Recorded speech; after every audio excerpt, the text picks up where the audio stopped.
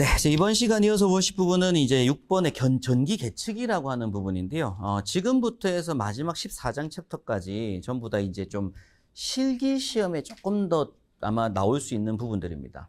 그래서 필기 시험에서는 이 챕터들이 좀 번갈아 가면서 출제가 된다고 보시면 되고, 2차 실기 시험에 조금 더 중요한 부분들은 지금부터가 좀 중요한 요소들이 실기 때 나옵니다. 근데 어차피 뭐 실기할 때는 또 실기 과정에서 일단 관련 문제 나올 것들을 한번 정리를 또 할 거기 때문에 그때 복습을 하겠지만 1차 필기 때부터 조금 집중해서 보시면 낫겠죠.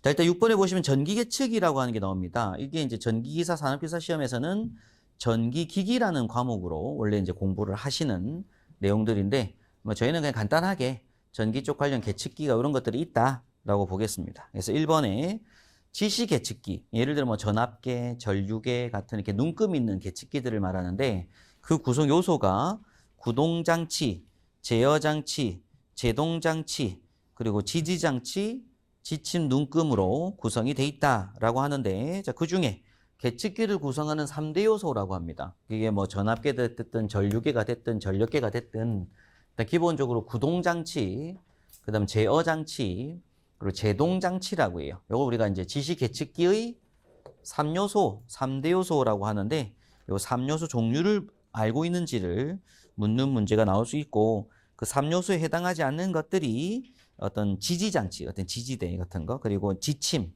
눈금, 이런 것들은 주 구성 요소에 포함되지 않는다, 이런 거고요. 다음 페이지 보시게 되면 이 중에 제어란, 뭐 제동이란 이런 표현을 쓰는데, 뭐 제어장치란 뭐 스프링을 제어하고 중력 제어를 하고 전자 제어를 하는 걸 말하고, 제동 장치는 공기 제동, 액체 제동, 마전류 제동 등이 있다라고 합니다. 근데 이건 크게 외우실 건 아닐 것 같아요. 일단 제어 장치 정성이 있다. 자, 2번에 보시게 되면 오차와 보정, 요거 중요한 부분이고요. 암기하셔야 될 요건 공식 같은 개념입니다. 공식.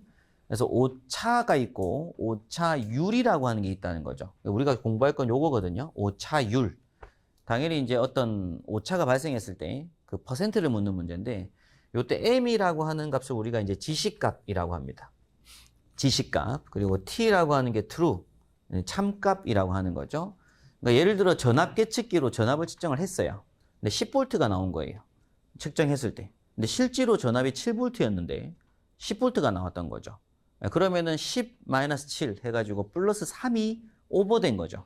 그래서 결국에 오차가 얼마 났다고요? 플러스 3V가 났다, 그런 얘기입니다. 의도는 그래요. 그래서 실제 우리가 나타내는 지시값에서 참값을 뭐 하자? 빼자. 그럼 다시 뭐 예를 들어서 지시된 값이 6V였는데 실제로는 7V였던 거죠.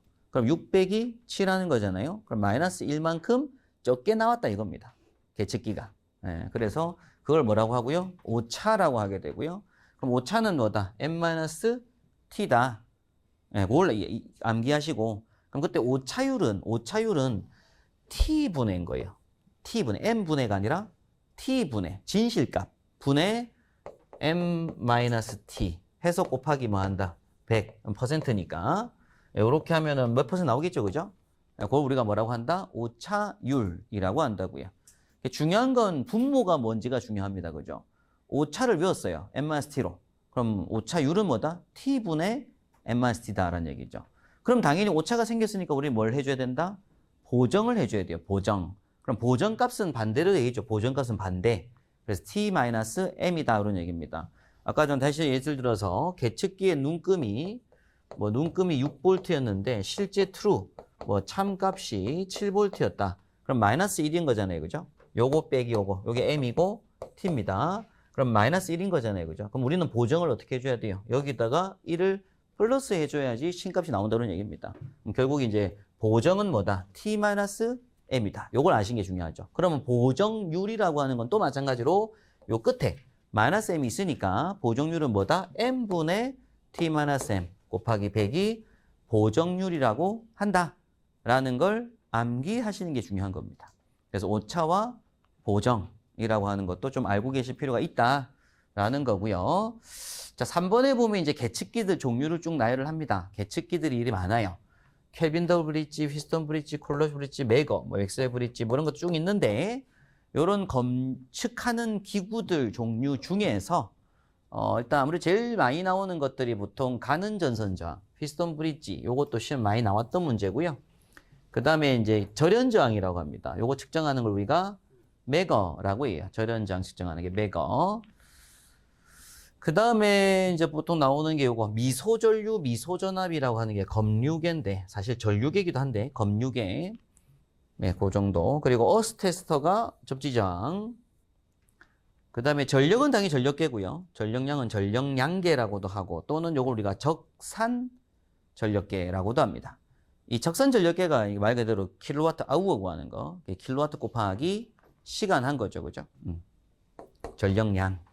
전력은 킬로와트고 유효 전력입니다. 이 전력계는 전부 다 지금 우리 유효 전력. 그럼 여기 유효 전력량 해서 킬로와트 아워를 측정을 하죠. 일단 측정 대상과 측정 계측 기기 종류들이 이런 게 있다라는 겁니다.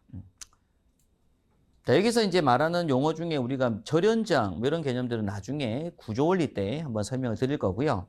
일단은 지금 절연저항 측정하는 기기로는 뭐가 있다? 매거라는 장비가 있다라는 걸 아시는 게 중요한 거죠.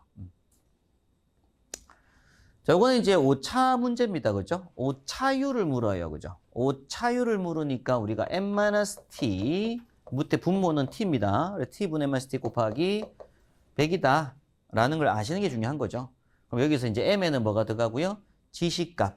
t에는 참값. 그래서 이제 당연히 이제 참값 10이라고 하니까 10분의 9.5 빼기 10 곱하기 100 하시면 되고 그 수치가 마이너스 5% 값이 나오게 될 겁니다.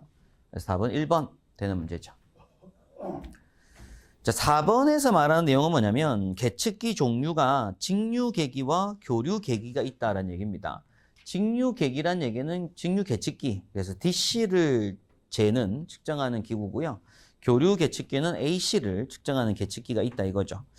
그 종류들이 뭐 보시면 이제 뭐 가동 코일형, 정전형, 유도형, 열전형, 뭐 정류형, 뭐 가동 철편형, 전류력계형 뭐 이런 것들이 있다라고 하는 거고요. 그 중에서 이제 체크하실 게 뭐냐면 여러분께서 보셔야 될 게 뭐냐면 요겁니다. 요거 사용회로. 그래서 가동 코일형은 직류용이라는 거, 그리고 정전형은 직교 양용, 그리고 유도형이 교류용이고요. 열전형도 직교 양용, 정류형 교류용, 가동 철편형 교류용, 전류력계형은 직교 양용이라고 합니다. 그럼 여기서 이제 가동 코일형이 뭐만 측정하는 거라고요? 직류만 측정한다. 이게 중요한 거고요. 그럼 나머지는 전부 다 뭘 측정할 수 있어요? 교류가 다 가능한 것들이죠. 다 교류 가능한 것들이다. 그리고 직교 양용에 해당하는 게 뭐가 있다? 정전형하고 열전형. 그리고 마지막에 전류력계형은 직교 양용이다. 그래서 이것도 한번 구분하실 필요가 있습니다. 시험 문제에서는 사실 직류형을 묻는 문제가 제일 많아요. 그래서 가동 코일형 묻는 문제가 제일 많긴 한데 그래도 직교 양용의 종류는 정전형, 열전형, 전류력계형 이 세 가지는 직교 양용이다. 나머지는 이제 전부 다 교류용만 측정할 수 있다 그런 얘기인데 이 내용을 공부를 하실 게 아니고요. 중요한 건 직륜지, 교륜지가 중요한 부분입니다. 오른쪽 전압전류 이것도 보실 필요 없어요. 그것도 공부하실 필요 없고 이 직교가 중요합니다. 직교. 그걸 구분하셔야 되고 그 다음에 이제 그래서 지금 보시면 가동 코일형 계기가 직류 측정하는 계측기다라는 건데 또 다시 한번 또 보시면 또 뭐가 보이냐면 직류를 측정한다라는 얘기는 뭐예요? 직류는 무효분이 없다고 했잖아요. 직류의 개념 자체는 무효분이 없어요. 전부 유효분이에요. 그럼 직류값은 시료값이기도 하고 피상값이기도 하고 맥시멈 값이기도 하고 평균값이기도 다 똑같은 거예요. 직류는 한 값이니까 쫙 고정이니까. 그런데 이제 직류에 측정되는 그 값은 우리가 무슨 값이라고 한다고요? 평균값이라고 본다고요. 직류 계측기에서 우리가 DC 볼트를 딱 측정해서 DC를 측정을 해요. 그럼 DC 20볼트가 딱 떴다. 그럼 지금 현재 DC 20볼트는 무슨 뜻이라고요? 평균값이라는 얘기고요. 맥스 뭐 이런 의미가 아니라 그냥 평균값으로 이해를 하고 있다는 얘기입니다. 예. 그래서 이 밑에 보니까 어떻게 되겠어요? 여기 밑에도 직교 양용형이라고 했잖아요. 정전형이. 직교 양용형인데 평균값 및 시료값 제시라고 되어 있어요. 참 저기 중요한 건 교류입니다. 교류. 자, 유도형 계기가 무슨 측정한다고요? 교류 측정한다고요. 근데 교류는 무조건 무슨 값이다? 시료값입니다. 교류 계측기들은 무조건 시료값을 나타내고 있는 거다라는 게 중요한 거예요. 교류는 무슨 값들이 존재하니까 최대값도 있을 것이고 평균값도 있을 것이고 실효값도 있을 거라 이거죠. 근데 나타나는 계측기는 무조건 무슨 값이다? 실효값이라는 얘기입니다. 그러니까 위에 직류 및 교류를 둘 다 측정하는 정전형 계기 같은 경우에 무슨 값 및 무슨 값이라고 표현돼 있어요? 평균값 및 실효값이라고 표기가 돼 있는 거예요. 그럼 밑에 마찬가지로 요건 전부 다 똑같죠, 그죠? 직교류는. 그리고 교류도 실효값 똑같고요. 예. 이렇게 표현하고 있더라는 얘기입니다.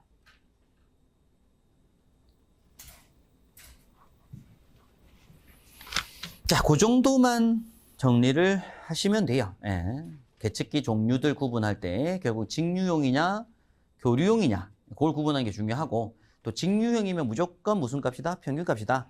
교류용이면 무조건 실효값이다 라는 것만 아시면 됩니다. 넘어가요. 자, 다음 5번에 보시면 회로시험기라고 해서 멀티테스터라는 게 있습니다. 이 보통 현장 점검할 때, 소방 점검을 할 때 제일 많이 들고 다니는 게 이 멀티테스터인데요. 멀티테스터로 측정할 수 있는 것들이 직류 전압, 직류 전류, 그래서 이제 DC 볼트, DC 암페어 측정 조정할 수가 있고요. 그리고 AC 볼트, 220볼트, 380볼트 같은 AC 전압 측정이 가능합니다. 그리고 저항, 오음값하고 절연 저항, 오음값들을 측정할 수가 있다라고 하고요. 그럼 도통 상태라고 하는 게 보통 현장에서 일명 삑삑이라고 표현하는데, 갖다 댔을 때 삐 하고 소리가 나면 요거는 전류가 이제 흐르고 있는 도체다 이런 얘기죠. 그죠? 그래서 이제 철제 같은 것들을 갖다 대고 양쪽에 두 도선을 딱 접속했을 때 삐 하고 소리 나는 건 전류가 뭐 한다? 흐르고 있다 이런 얘기입니다. 뭐 그런 것들도 측정할 수가 있고요. 기타 이제 뭐 콘덴서 품질 시험이나 트랜지스터 시험 할 수 있는데, 이거는 뭐 요새는 나오는 제품들이 별로 안 없더라고요. 근데 요건 거의 대부분 다 현장 점검할 때 들고 다니는 제품에 요런 것들을 다 측정할 수 있다. 근데 이제 교류 전류는 측정하기 어려워요. 교류 전류는 측정이 안 되고, 교류 전압, 실효값, 그 다음에 직류 전류, 직류 전압, 저항 오음값, 네, 이런 것들을 멀티테스터로 측정할 수 있다라고 봅니다. 그 다음 6번에 전압계 및 전류계의 접속 방법이라고 되어 있는데, 전압계는 부하의 병렬로 접속하도록 되어 있고, 전류계는 부하의 직렬로 접속하여 측정한다라고 합니다. 나중에 이제 구조 원리 때 공부를 하시게 되면 감지기 배선도를 공부하시게 돼요. 그래서 화재 감지기라고 하는 게 이렇게 단자가 있으면 여기에 전선이 와서 연결이 되고 전선이 연결이 됩니다. 그리고 이 두 가닥전이 다시 또 넘어가요. 다음 감지기로. 그럼 감지기에서 다시 또 두 가닥이 결선이 되고, 이게 이제 마지막에 이제 단자라고 하는 단자대에서 종단 저항이라고 하는 걸로 이렇게 결선이 됩니다. 그럼 이걸 가지고 이제 전압 측정을 하게 될 때, 우리 전압계라고 하는 게 보면 검은색 리드선과 빨간색 죽석승 리드선 두 리드선이 있거든요. 그 리드선을 가지고 여기다가 이렇게 되고 이렇게 돼요. 그럼 이렇게 돼가지고 여기 뭐가 뜬다고? 이렇게 전압이 뜬다고, 전압. 그럼 요거는 부하의 뭘로 측정하는 거다? 병렬로 됩니다. 왜냐하면 요게 뭐다고? 요게 부하예요, 부하. 감지기는 부하가 아니에요. 감지기는 뭐다? 전선입니다. 이게 전선이 쭉 가서 종단 저항이라고 하는 큰 저항체를 거치고 전선이 연결이 돼요. 근데 이제 화재가 발생하게 되면 감지기의 내부에 열을 받아서 공기가 팽창을 하거든요. 연기라 뭐 공기에서 팽창을 이렇게 부풀어 올랐을 때 요 부분에 뭐가 붙는 철판이 탁 붙습니다. 그럼 철판이 팽창해서 탁 붙게 되면 흐르던 전류가 요쪽으로 도는 거예요. 왜? 얘가 나중에 공부하겠지만 종단저항이라고 해서 굉장히 큰 저항체, 이게 10kg, 10,000ohm짜리라서 나무 재질 같은 거거든요. 그러니까 실제로 전류가 이렇게 흐르고 있었을 때는 전류가 잘 못 흘러요. 왜? 얘가 저항이 워낙 크니까. 근데 이렇게 흐르고 있다가 화재가 나서 얘가 부풀어 탁 붙으면 어떻게 된다? 전류가 이렇게 돕니다. 그럼 이렇게 돌기 때문에 이쪽 제일 첫 부분에서의 어떤 전압 상승, 전류 상승이 발생하게 되고, 이때 이 부분에 그 릴레이라고 하는 동작이 탁 제품이 동작되면 수신기가 동작을 하고 뭐 연동해서 화재만 알려줘야. 하여튼 그런 구조인데, 여기 있는 저항체에 걸리는 전압인 거죠. 지금 전압 측정을 이렇게 해요. 그럼 이 전압은 결국 여기하고 여기에 선을 갖다 대는 거잖아요. 그래서 요 도체의 양쪽 주변에 측정하는 걸 뭐라고 한다고요? 전압이라고 한다고요. 그럼 전압은 부하에 뭘로 접속하는 거다? 병렬로 접속하는 겁니다. 전압은 부하에 병렬 접속해가지고 측정하는 것이 원칙이다라는 거고요. 그럼 전류 측정은 여기서 전압은 이렇게 했고요. 전류 측정은 이제 어떻게 하는 거냐면 요 선을 끊어야 됩니다. 요 선을 이렇게 끊고 요 자리에다가 바로 뭐 한다고 이렇게 양쪽에 전류계를 대는 거라고요. 그럼 이때 전류가 흐를 때 이 부하에 뭐가 돼? 이 부하에 요렇게 뭐가 된 거예요, 지금? 직렬로 접속된 거죠. 직렬로. 그래서 부하에 뭘로 접속돼 있다? 직렬로 접속돼 있다. 이런 얘기를 합니다. 그렇게 해서 이제 전류 측정을 해야 된다라는 얘기고, 요런 개념으로 보셔야 되고요. 그래서 지금 의도는 그래요. 전류는 지금 보니까 전류계는 어디다 놨어요? 전류계는 요 부하에다가 연결을 했죠. 이렇게. 전류계는. 근데 전압계는 뭐 한다? 전압 측정하는 건. 그냥 부하에 양단에다가 선을 이렇게 돼가지고 해도 측정이 가능하다. 이런 얘기입니다. 요게 이제 전압계, 전류계라고 해요. 자, 그래서 이제 역률 측정이라고 하는 게 우리 앞에 공부했죠. 그죠? 역률이란 뭐다? 역률이란 코사인 세타다. 유효율이라고 한다라는 겁니다. 근데 역률을 측정하기 위해서는 우리가 알아야 될 공식이 유효전력 P가 VI의 코사인 세타인 걸 알잖아요. 공식상. 그죠? 그럼 이때 요거를 구하려고 하는 거예요. 그럼 뭐가 넘어가면 된다? VI가 넘어가면 되죠. 그래서 P 나누기 VI 하면 뭐가 나올 거다? 역률이 나올 거란 얘기입니다. 그럼 지금 현재 무슨 전력? 유효전력을 알고 지금 현재의 실효전압과 실효전류를 알면 뭘 할 수 있다고요? 역률을 계산할 수가 있다. 이런 얘기입니다. 그래서 역률을 측정하려면 전력계와 전압계와 전류계가 필요하다라는 개념을 알고 계셔야 돼요. 그죠?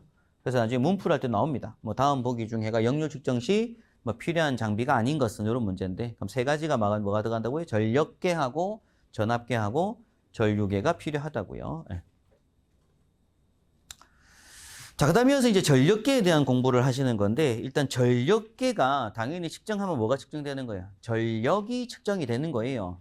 그런데 이제 전력계가 1전력계법, 2전력계법, 3전력계법이라고 하는 것도 있고요. 또 전압만 가지고서 전압을 측정해 가지고서 전력을 계산하는 것도 있습니다. 그래서 3전압계법이라고 하는 게 있고 또 전류계만 3개 가지고서 3전류계법이라고 하는 것도 있더라 이런 얘기죠. 그래서 이제 전력을 측정하는 방법은 뭐가 있다고요? 첫 번째 전력계, 두 번째는 3전압계, 세 번째 3전류계. 이렇게 세 가지 방식이 있다 이겁니다. 그럼 전력계는 당연히 전력을 측정하는 그 전력 계측기가 한 개가 있냐, 두 개가 있냐, 세 개냐에 따라서 또 1전력계법, 2전력계법, 3전력계법이라고 표현하게 되는데 자, 1전력계법, 2전력계법, 3전력계법 시에 여러분께서 그냥 아셔야 될 건 그런 거예요. 한 전력계로 측정하는 전력에다가 필요한 전류는 삼상에서입니다. 이 삼상에서 우리가 이제 평형 삼상부하가 됐던 삼상부하입니다. ABC. 다 ABC죠. ABC. 삼상부하예요. 단상에서는 당연히 뭐밖에 없다. 단상은 그냥 1전력계법밖에 없어요. 단상에서는 1전력밖에 없다는 거예요. 단상에서는 그냥 1전력계법으로 전력계 측정하면 끝납니다. 그래서 그때 P는 뭐니까 그냥 VI의 코사인 세타니까. 근데 3전력 하게 되면 삼상은 상이 3개면 유효전력 P 구하는 공식이 루트 3 VI의 코사인 세타잖아요. 그냥 VI가 아니고 루트 3 VI 코사인 세타입니다. 그리고 단상에서는 P는 그냥 VI 코사인 세타고요. 근데 이제 단상에서는 당연히 전력계는 하나만 가지고 전력 측정하면 끝입니다. 단상이니까. 근데 삼상은 뭐라고요? 이 전력계를 가지고 한 개만 있으면 그 전력 측정 값에 2배를 곱해야 실제 전력이 나온다는 얘기입니다. 계측기로 측정했을 때 측정한 결과값이. 그 다음에 이제 2전력계법이 있고 3전력계법이 있더라 이거죠. 그럼 일단 1전력계법을 했을 때에는 전력계를 한 개 가지고 풀이할 때에는 세 상 중에서 2상 연결되는 부위에 연결하는 전력을 측정한 거죠. 두 선간 사이만. 다른 선간은 안 보잖아요, 지금요. 그럼 그때 P는 어떻게 풀면 된다? EW로 풀이할 거다라는 얘기입니다. 일단 전력은 뭐가 될 거라고요? 요 W 값에 2배가 될 거다라는 얘기예요. EW. 자, 그럼 이전력계법에서는 어떤 식으로 한다? 전력계를 몇 개? 2개를 설치하는 거예요. 2개를 이렇게 설치를 한다고 하게 되면 두 전력계 간에 나오는 전력들이 있겠죠. 그럼 그 2개를 또 뭐 한다? 합쳐줘야 된다 이런 얘기입니다. 그 2개 보시면 돼요. 예. 자, 그럼 3전력계법은 이제 각 상마다 뭐 한 거예요? 상간에 다 전력계를 달아주고 있는 거고 요렇게 됐을 때는 또 P가 뭐가 될 거다? W1 플러스 W2 플러스 W3로 측정해서 답을 내면 된다. 그래서 이제 전력계를 3개가 있으면 전력이 이제 각각의 전력이 걸리는 값들이 있을 건데 그거를 갖다가 그냥 합쳐주면 나올 거다라는 겁니다. 그래서 위에 있는 공식들을 사실 볼 게 아니고요. 여러분께서 보실 건 이 공식은 그냥 다 똑같은 거잖아요. 왜냐면 이게 다 똑같은 이유가 뭐냐면은 P는 뭐니까 루트 3 VI의 코사인 세타 이렇게 공부했던 건데 여기서 요 V가 뭐라고요? E인 거예요. E. 그러면 지금 P라고 하는 값, 그러니까 I라고 하는 값만 남겨주면은 넘어가면은 I는 했을 때는 루트 3 E의 코사인 세타 분의 P 뭐 이렇게 될 거잖아요. 근데 요 P가 몇 W라고 지금? 2W라고요. 그럼 여기에 뭐가 들어간 거 이렇게 2W 들어갔죠? 거기다 루트 3의 2라고 돼 있잖아요. 2. 2라고 돼 있는 게 이게 뭐다? V다. V. 전압, 기전력. 그래서 요때 V가 들어간 자리입니다. 그래서 2에 이제 뭐 역률까지 고려한 값이 들어가긴 하겠지만 뭐 일단은 공식이 여기서 들어가는 공식은 이제 P 구하는 공식이라서 요거를 여러분께서 이제 보실 게 아니고 제가 말씀드리고 싶은 건 1전력계법에서는 2W라는 거, 그리고 2전력계법은 W1 플러스 W2라는 거, 그리고 3전력계법에서는 W1 플러스 W2 플러스 W3라는 거, 요걸 한번 체크하셔야 됩니다.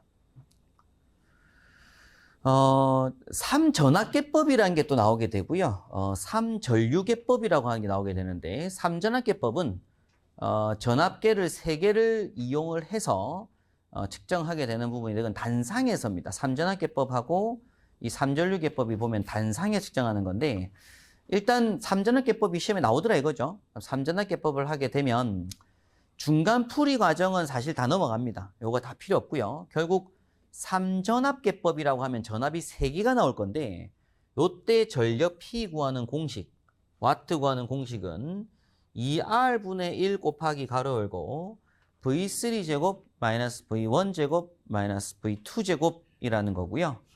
요때 이제 V3에 해당하는 부분이 요 그림상에서 요 자리 들어가고 요게 V2고 요게 V1 값인데 이게 시험지 지금까지 출제될 때 뭐 1, 2, 3가 서로 바꿔서 나누는 문제가 안 나오거든요. 그러다 보니 여러분께서는 공식으로 암기를 좀 하시고 자 시험에서 뭐라고 한다고요? V1이 몇 볼트, V2가 몇 볼트, V3 몇 볼트라고 조건 줄 거라고요. 그럼 일단 2R분의 1 곱하기 가로 열고 V3 제곱 마이너스 V1 제곱 마이너스 V2 제곱 한 값이 이때의 소비 전력이다 라는 겁니다. R은 당연히 오hm 값이 들어가겠죠. 오hm 값이. 요건 공식으로 암기를 조금 하고 계시면 될 부분이고요. 공식으로. 그 다음에 이제 3전류계법은 전류가 나오죠. 요때 이제 P 구하는 공식은 또 중간까지 넘어갑니다. P는 2분의 R 가로 열고 I3제곱 마이너스 I1제곱 마이너스 I2제곱. 뒤에 형태는 똑같아요. I3제곱 마이너스 I1제곱 마이너스 I2제곱이고 앞에 2분의 R입니다. 2분의 R. 요게 이렇게 들어간 거죠. 앞에는 2R분의 1, 2R분의 1, 여기는 2분의 R 무분값이 들어간 겁니다.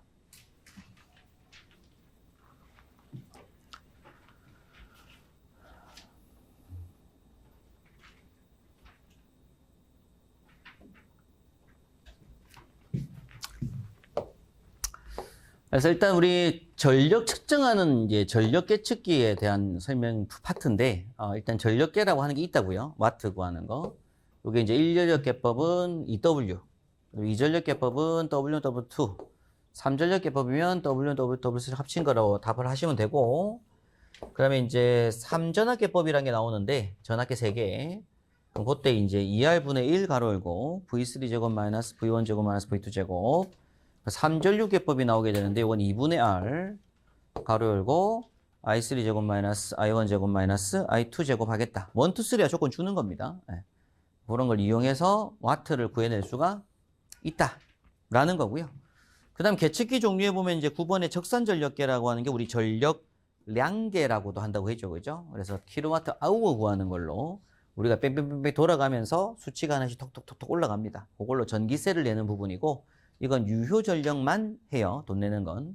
그래서 이때 그 전력량계의 가장 큰 대표적인 이상현상이 잠동현상이 있다라고 하는데 무부하 상태에서 전격 주포선 및 전격 전압의 100%가 인가되므로 전원을 차단하여도 예를 들어 두꺼비집을 차단을 통시킵니다.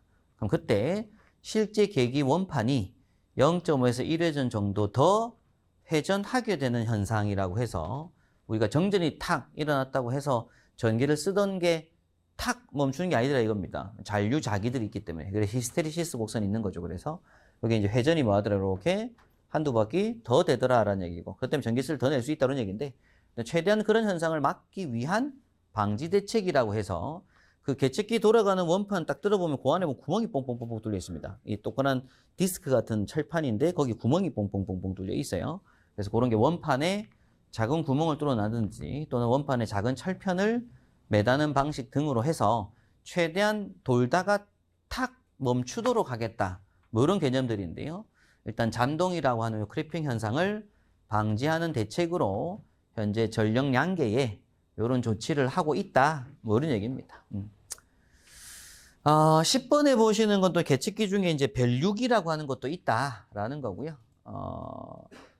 별유기가 사실상 검유기의 역할도 하거든요. 그래서 원래 별유기라고 하는 의미는 뭐냐면 이제 전류를 압축시키는 거죠. 그러니까 예를 들어서 이제 계측기가 100A가 막 지나가는데 우리 예전에 앞서 봤던 그런 분류기 같은 거 있잖아요. 배율기, 분류기. 별유기가 분류기 역할도 합니다, 실제. 이게 무슨 얘기냐면 이제 100A가 막 흐르고 있는데 거기다가 측정하는 계측기는 10A용인 거예요. 그러면 전류가 뭐가 돼야 돼요? 줄여야 되잖아요, 그죠? 그럼 전류를 이제 작게 하기 위해서 저항이 큰 것들을 설치하게 될 것이고, 그럼 이쪽으로 전류가 작게 흐릅니다. 그럼 그때 그 배율을 가지고서 예상을 할 수 있잖아요. 본류가 얼마 몇 암페어가 흐르는지를. 그런 것처럼 주 메인 전류가 들어오는 곳에다가 분기시켜서 만들어 놓는 전류 측정 계측기가 있어요. 요런 게 이제 분류기기도 하고, 우리 앞에서 공부했던 뭐 배율 분류할 때 그 분류기, 또는 그 위치가 별유기 역할을 합니다. 왜냐면 이제 들어간 전류와 나오는 전류를 둘 다 측정을 하는데, 들어간 전류가 100인데 나오는 전류가 90이다. 그러면 10A가 뭐가 된 거예요? 뭔가 어딘가에 누전이 되고 있다, 그런 얘기라서. 하여튼 그런 계측기들이 있다, 이겁니다. 근데 이 별유기에 대한 개념은 나중에 또 계산 문제 풀이할 때 어떤 별유비라고 해서 뭐 I1분의 I2, 요게 이제 감은 횟수, 뭐 N1분의 N2를 공부를 할 건데, 그때 보시면 되겠대요. 문제 풀이하면서 보시면 될 것 같습니다. 그래서 6장 챕터에서 공부하시는 내용 주제는 뭐냐면 그냥 계측기가 이런 게 있다라는 거죠. 그래서 계측기가 이제 지시계측기의 구성 요소가 있었고, 계측기의 가장 중요한 또 요소가 오차와 보정이라고 하는 개념이 있고, 그 다음에 이제 계측기 종류가 워낙 많은데, 그죠? 그 중에 직류 계측기가 있고 교류 계측기라고 하는 게 있다. 그 다음 멀티 테스터라고 하는 것도 있고, 전압계, 전류계, 전력계, 전력 양계라고 하는 게 있더라. 뭐 그런 얘기입니다. 영역 측정하기 위해서는 계측기가 3가지가 필요했고, 전력계라고 하는 게 있고, 또 전력 측정할 때 삼전압계법이라든가 삼전류계법이라고 하는 게 있더라. 뭐 이런 얘기죠. 그런 것들에 대해 사실 공부하는 게 전기기기라고 하는 파트인데, 우리는 그냥 전기 계측기라고 해서 어떤 이런 종류들이 있다라는 걸 보시는 거고, 원래 계측기마다의 또 이론들이 있습니다. 기본 이론들이 있는데, 그런 것들은 뭐 굳이 중요하게 보실 게 아니고, 요 계측기 파트는 뭐 실기시험에 나올 게 없어요. 나온다고 하면 아까 오차율하고 보정률 같은 거, 그 정도 문제가 시험에 나올 수 있어서 한번 보신 겁니다. 자, 이어서 7장도 바로 갈게요. 이 전열기라고 하는 내용입니다. 전열기. 사실은 전기기기에 계속 같이 이어서 나오는 파트입니다. 근데 전열기를 제가 따로 좀 뺀 이유가 전열기 쪽 계산 문제가 좀 필요해서 그런 건데, 일단 전열기가 뭐냐면 히터를 말하는 건데요. 근데 여러분께서 공부하시는 이 전열기는 뭘로 이해하셔야 되냐면, 물통이 이렇게 있을 때 물을 받아놨습니다. 그래서 일명 뭐 돼지꼬리라고 하는데, 철심을 넣어서 이렇게 철자가 이렇게 있는 거예요. 그럼 요거를 이제 코드를 220V를 딱 코드 꼽으면 여기 달궈져 가지고 여기 물을 뭐 한다고 이렇게 데울 수 있는, 요걸 우리가 전열기라고 하겠다는 얘기입니다. 히터. 수조에 이제 물을 온도를 올려주려고 하는 요걸 전열기라고 하는데요. 이때 이제 중요한 공식이 있는 거예요. 그 공식이 뭐냐면 P, 킬로와트 구하는 공식이 있습니다. 전열기. 그 다음에 또 한 게 뭐가 있냐면 P, 와트 구하는 공식이 있고요. 전열기 문제가 나오는 거는 전열기 용량, 그래서 킬로와트 구하는 문제인데, 교재 잠깐 보면 일단 전열기란 주제죠. 근데 1번에 전기가열의 종류는 원론 시간에 공부했던 거잖아요. 일단 복사열이라고 하는 게 있고, 저항가열이라고 하는 게 있고, 유전가열이라고 하는 게 있고, 유도가열이 있다. 그 다음에 전기 에너지 좀 더 들어가는 게 이제 정전기, 낙뢰, 뭐 이런 것들 있잖아요. 그죠? 이건 원론 시간에 공부했던 내용들이어서 이런 열들이 있다라는 겁니다. 중요한 건 요거예요. 이번에 전열기에 용량 계산 공식이 있더라라는 겁니다. 그럼 전열기 용량이라고 하는 게 두 가지가 있습니다. P, 뭐가 있고요? 킬로와트 구하는 공식이 있고, 다음 페이지 보니까 P, 와트 구하는 공식이 있더라라는 거죠. 그래서 여러분께서 공부하실 건 이 공식 공부를 하시는 겁니다.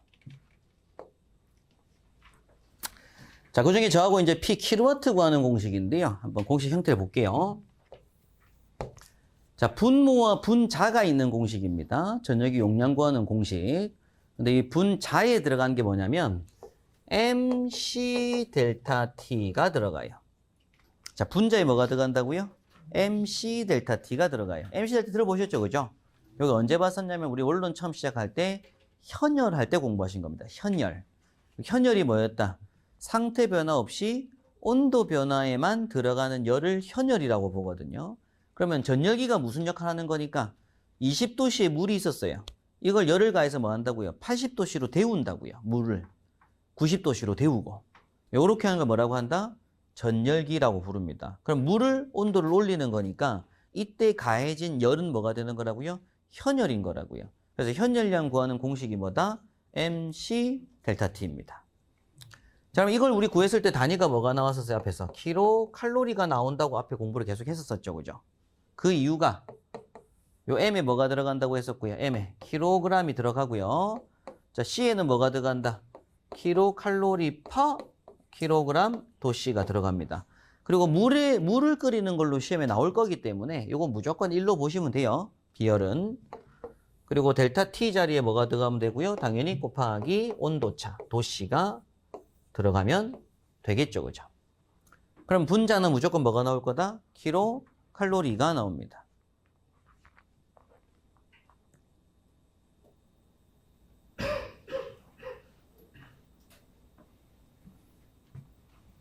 자, 그러면 여기다가 뭘 넣냐면 밑에 분모에다가 860을 넣어요. 그럼 860은 뭐죠?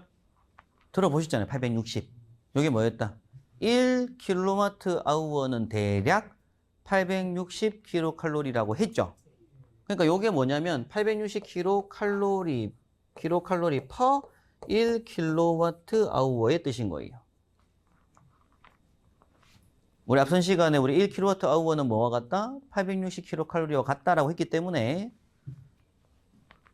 그럼 이렇게 하면 단위가 뭐가 돼요? 이렇게 하면 860분의 MC 델타 T를 하면 뭐가 소거되더라? 킬로칼로리 소거되죠. 위에 킬로칼로리잖아요. 그럼 킬로칼로리가 소거돼요. 그럼 얘가 뭐가 나오는 거예요? 킬로와트 아워가 나오는 거죠. 이 수치가 킬로와트 아워의 수치가 나오는 거예요. 그러니까 당연히 분모 요 자리에 뭐가 있어야 된다? 시간 T가 있어야 된다고요. 시간 T. 요 시간 T가 단위가 뭐가 된다? 이렇게 아워가 붙습니다. 아워.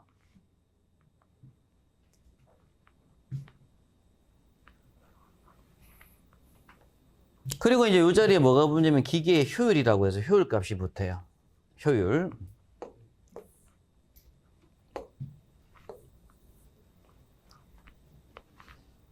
그래서 여러분께서 외우셔야 될 공식은 무슨 공식이라고요? 860NT분의 MC 델타 T라는 공식을 써야 됩니다. 자, 효율이라고 하는 요거는 그런 조건이에요. 시험 문제에서 80%라고 하면 뭐가 들어가는 거, 0.8이 들어가는 뭐 이런 개념입니다. 나중에 펌프 동력 공식도 보시겠지만 효율은 무조건 분모에 가야 돼요. 효율이 80%다. 그럼 그때 이제 소비되는 에너지가 생기는 건데 나누기 0.8을 해야 됩니다. 왜? 그래야지 1점 몇 배 되죠. 효율이 90%가 되면 어떻게 돼요? 효율이 90%다. 그러면 전력은 적게 들 거잖아요. 80%보단 90%가 효율이 90%인 게 전력은 적게 들죠. 그래서 효율은 분모에 가야 된다고요. 분모에. 효율이 100%면 1일 거고, 그죠? 효율이 80%면 0.8이잖아요? 그럼 효율이 80%라는 얘기는 좋은 거예요, 나쁜 거예요? 1에 비해서는 안 좋은 거죠. 그래서 분모에 뭐가 들어간다고? 0.8 들어간다고요. 그럼 뭐가 되니까 전력은 1점 몇 배로 커져야 되는 상황이 생기는 겁니다. 전력이. 그래서 우리가 효율이 발생한다는 건 절대 좋은 게 아닌 거잖아요. 효율은 1인 게 좋은 것이고, 근데 효율이 100%가 안 되면 다 안 좋은 겁니다. 근데 그나마 뭐 하는 게 좋다? 효율이 높은 게 좋다고 하잖아요. 그럼 효율이 90%가 돼야지 우리가 전력은 좀 줄일 수 있다 이겁니다. 그래서 공부하실 건 860NT분의 MC 델타 T인데, 자, 기억하실 건. 자, MC 델타 T에 뭐가 들어간다? MC 델타 T에 킬로그램, 1kcal per 킬로그램 도시가 들어가요. 그럼 요게 뭐가 나오게 된다고요? 단위가. 킬로칼로리가 나오게 된다고요. 그래서 밑에 뭘 나누는 거다? 860 나오는 겁니다. 그럼 860은 단위가 뭐니까? 860kcal per 1kWh의 뜻이라고요. 그럼 여기까지만 일단 먼저 계산을 이렇게 하게 되면 뭐가 나오는 거다? kWh 값이 나온다고요. 그러니까 당연히 밑에 분모에 hour로 나눠주게 되면 hour 소거되죠. 그럼 뭐가 나올 거라고요? 킬로와트가 나오게 될 거라고요. 그럼 여기에는 뭐가 들어가는 문제? 시간 들어가고 여기에는 뭐가 들어가요? 온도차 들어가면 되죠. 그럼 무슨 얘기냐면 20도씨의 물을 80도씨로 데운다고 하면 여기에 뭐가 들어가면 되고 60, 80 빼기 20. 근데 그걸 갖다가 1시간 걸려야 돼. 1시간. 1시간 걸려서 그렇게 만들었대요. 그럼 여기에 뭐가 들어간다고요? 1hour가 들어간다고요. 30분 걸렸다고 하면 뭐가 되고 0.5hour가 들어가야 되고 단위를 꼭 뭐 해야 된다? 맞춰 들어가야 됩니다. 2분의 시간 동안에 데웠다고 하면 뭐가 돼요? 60분의 2hour가 될 거라고요. 2분이면은 1시간은 60분이니까 60분의 2hour 되겠죠. 그죠? 30분이면 0.5hour 되는 거고 그런 식으로 여기에 뭐가 들어간다고요? hour 값이 들어간다고요. 그리고 이제 효율은 조건 주는 거고요. 그리고 860을 넣으면 여기 단위가 뭐가 나오게 될 거다? 킬로와트 값이 나오게 될 거다. 그 얘기입니다. 자, 근데 이제 분모는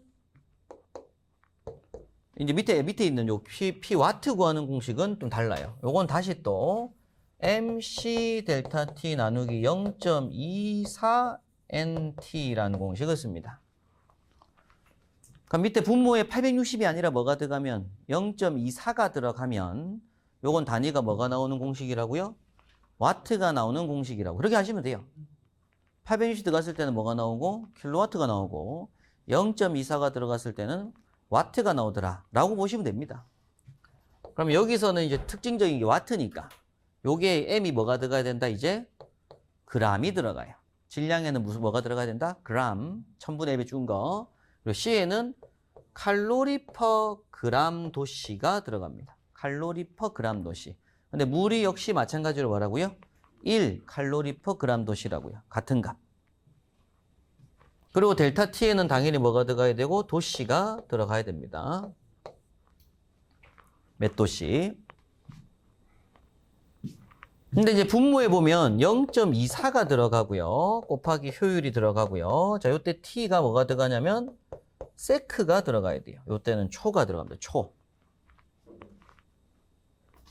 그럼 이때 0.24는 뭘 나타내는 거냐면 0.24 칼로리 퍼 줄이 들어간 거예요. 칼로리 퍼 줄.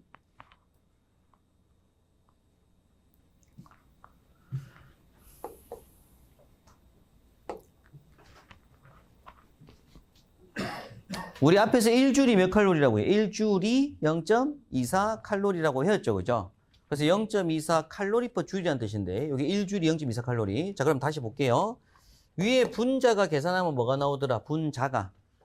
칼로리 나오죠. 칼로리. 이제 칼로리. 그럼 그걸 갖다가 뭘로 나눈다고 이렇게. 0.24 칼로리 퍼 줄로 나눠요. 그럼 뭐가 되는 거예요? 이제 단위가. 줄로 바뀌죠. 칼로리가 소거되면서 줄 값이 돼요. 줄 값이. 그럼 줄 값에다가 밑에 뭘로? 시간으로 나눠주니까 줄 퍼 세크죠. 줄 퍼 세크가 뭐다? 와트다. 이런 얘기를 합니다. 줄 퍼 세크라서 와트. 그래서 이걸 우리가 CGS 단위계라고 하고 와트를 구하는 문제에서는 용량이 작죠. 물량도 작을 것이고요. 일단 와트로 구하는 문제가 나왔을 때는 0.24NT분의 MC 델타 T. 그런데 이제 킬로와트, 지금 킬로와트로 구하는 문제. 1100 크잖아요. 요거는 물도 뭐가 들어가야 되고 킬로그램이 들어가야 된다고 이제. 그때는 860NT분의 MC 델타 T라는 공식을 씁니다. 근데 사실 두 공식 중에 한 공식만 외워도 상관없죠. 그냥 그램이 나오더라도 뭘로 바꿔 넣으면 되니까 킬로그램으로 넣으면 되기 때문에 그 그램 100g이 나왔다 시험 문제. 물이 100g이다. 그럼 0.1kg인 거잖아요. 그러면 여기다가 100을 넣고 풀어도 되지만 여기다가 0.1 넣어도 되죠. 맞춰서.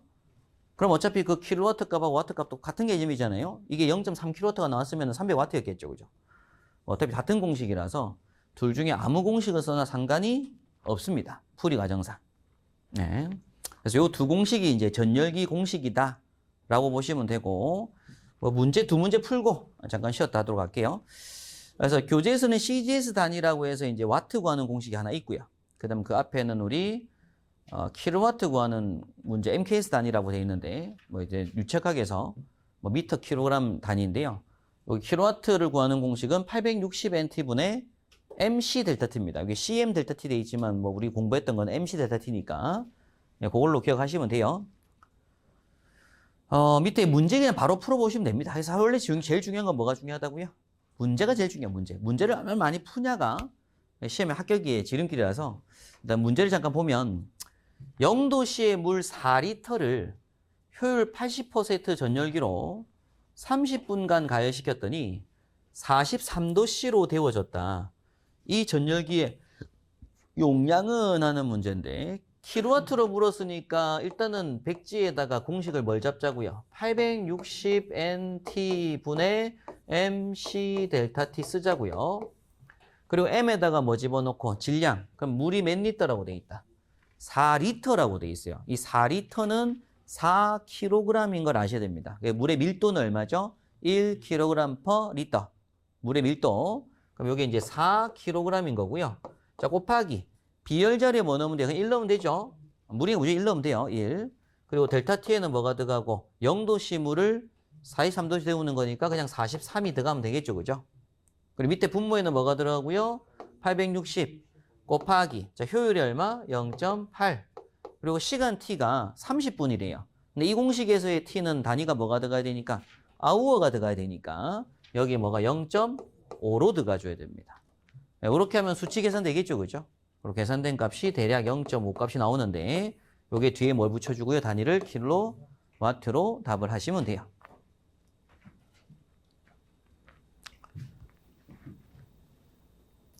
자, 밑에 예상 문제 같은 문제입니다. 같은 문제.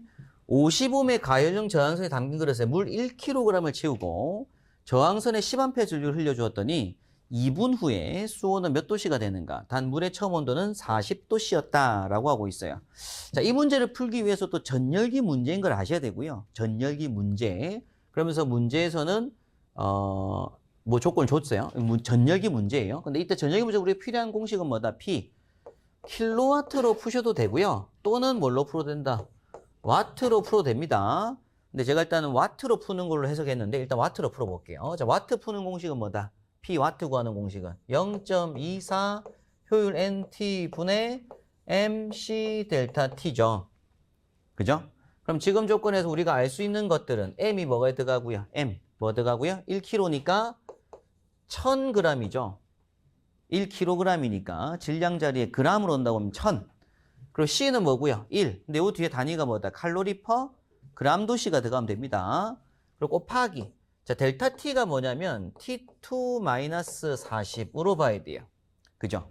40도씨의 물이 몇 도씨가 되냐 그런 문제라서 T2-40이 돼야 됩니다. 얼마 될지 몰라요. 그리고 이제 요 값이 뭐가 되는 거니까 우리가 델타 T가 되는 거니까. 그럼 밑에 분모에는 0.24가 들어가고요. 효율 자리가 별도로 없기 때문에 그건 1로 보시면 돼요. 효율이 없기 때문에 1로 본 거예요. 그리고 시간 T는 2분이니까 이게 뭐 넣자? 120이 들어가야 되죠. 조공식을 썼으면 T는 뭐가 들어가는 거니까?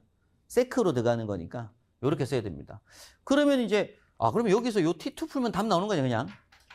T2를 푸는 게 문제죠. 문제 의도 자체는요. 근데 T2를 풀려고 하니까 뭘 알아야 돼요? 요걸 알아야 돼요. 요걸. P를. 근데 P가 보니까 조건에 뭐가 있더라, 조건에 보니까. 55mm라는 게 있어요. 요게 기호가 R이죠, R. 그리고 10A가 있어요. 이게 뭐예요? I죠, I. 그 외엔 다른 거 없죠. 그럼 P는 뭐니까?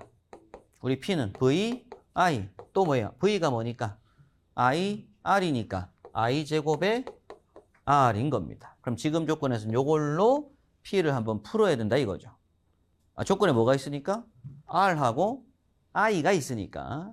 그럼 P는 I제곱 R을 기억하셔야 돼요. 그럼 결국 I가 얼마니까? 10의 제곱 곱하기 50. 그럼 나오는 게 얼마 나오게 되고? 5000와트죠, 와트. 요게 지금 전압이고 전류잖아요. 요거 와트죠, 와트. 직류전기에서는 무조건 뭐다? 뭐 볼트, 암페어랑 와트랑 같은 거니까 요게 와트입니다. 지금 조건에 와트밖에 없어요. 그럼 5000와트가 요 자리에 들어간다고요. 그럼 풀이 과정이 뭐가 돼요? 5000은 0.24 곱하기 120분의 1000 곱하기 1 곱하기 T2-40이 될 거다 하고 얘기입니다. 그럼 요 T2라고 하는 건 뭘 해야 돼? T2라고 하는 개념은 솔브 기능 쓰시면 돼요. 계산기로. 계산기 솔브 쓰시면 돼요.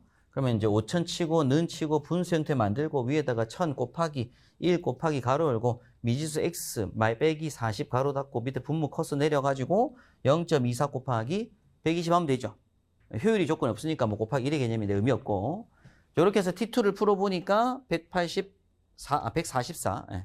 104, 그러니까 여기에 184가 나온 거죠. 아, 이후 온도가 얼마 되냐. 그래서 계산 T2 바로 풀어보네요. 바로 풀으면 184.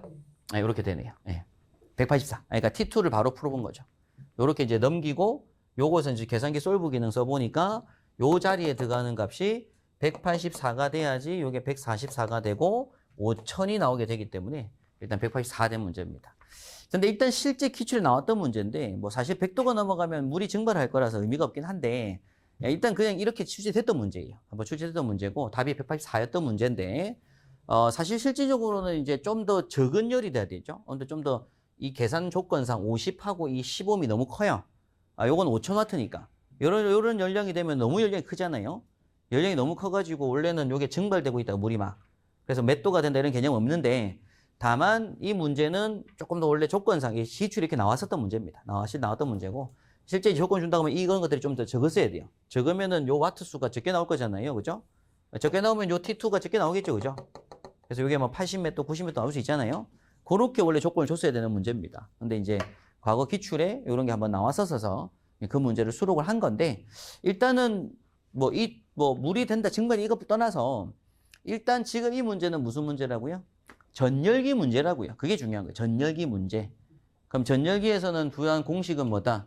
P, 와트 구하는 공식은 0.24 NT분의 MC 델타 T 공식을 쓰는 것이고 그리고 킬로와트 구하는 공식으로는 860 NT분의 MC 델타 T 쓴다. 요때 T는 요거는 시간, 밑에 건 세크, 여기는 킬로그램, 밑에는 그램, 뭐 이런 식으로 들어갈 거다라는 거죠. 자, 그렇게 해서 전열기 관련된 계산 문제도 앞으로 이제 뒷정 챕터 중에서는 이제 한 축을 차지하는 하나의 문제이기 때문에 한번 풀어보실 필요가 있고 또 실기 시험 때 한번 또 공식 정리해가지고 시험 대비를 아마 하시게 될 겁니다. 저렇게 해서 전열기까지 봤고요. 또 잠깐 쉬었다가 전기화학 넘어가도록 하겠습니다.